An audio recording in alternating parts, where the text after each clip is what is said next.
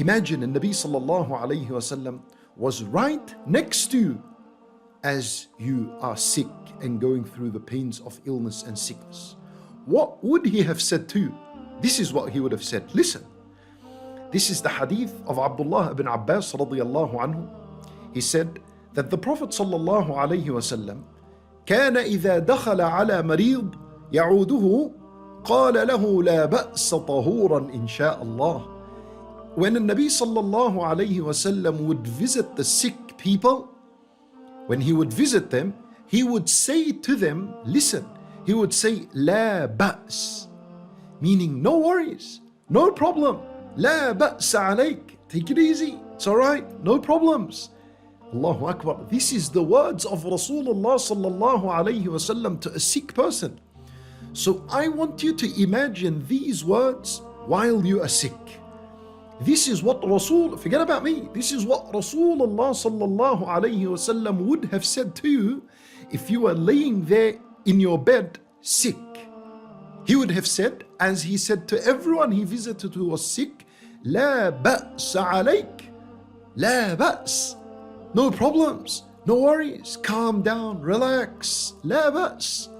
And then he sallallahu alayhi wasallam would say, طهور إن شاء الله. This is a purification, bi'idhnillah. This sickness or whatever you're going through of illness, think positive about it. This is a purification. It is cleansing your sins. It is cleansing your mistakes, your errors, your minor sins, your major sins. It's cleansing. Subhanallah. Let me tell you something.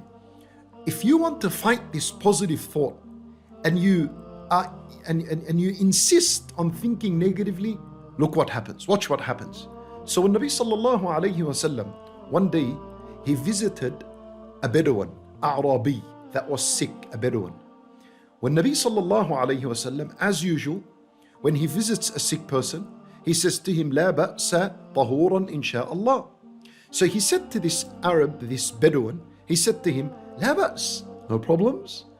طهور إن شاء الله, your sickness, بإذن الله, is a purification for your sins.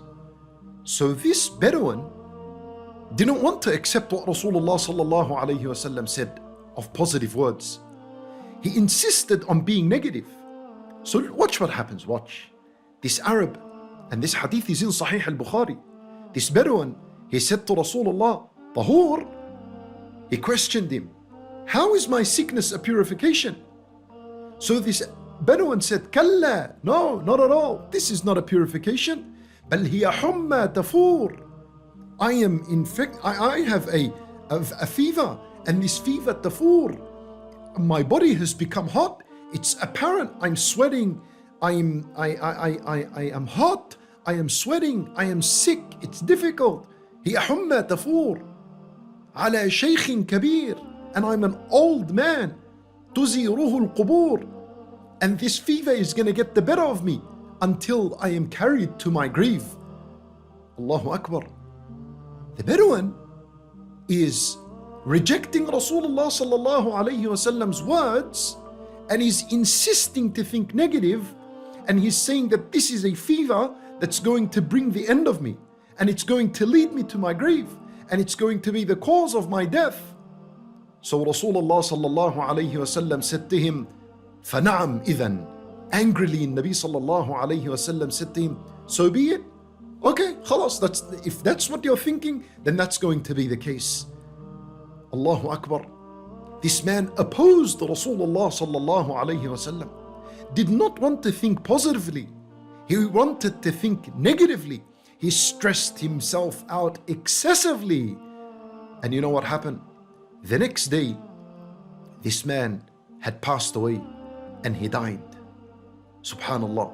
What we learn from this authentic hadith is that when you are sick or diagnosed with a chronic illness or a mental illness, whatever it is of a disease or the coronavirus in this case, we must think positively. Think of Rasulullah sallallahu alayhi wasallam's words, لا بأس طهور إن شاء الله. And don't think negatively. Stressing yourself out excessively means to think negatively. think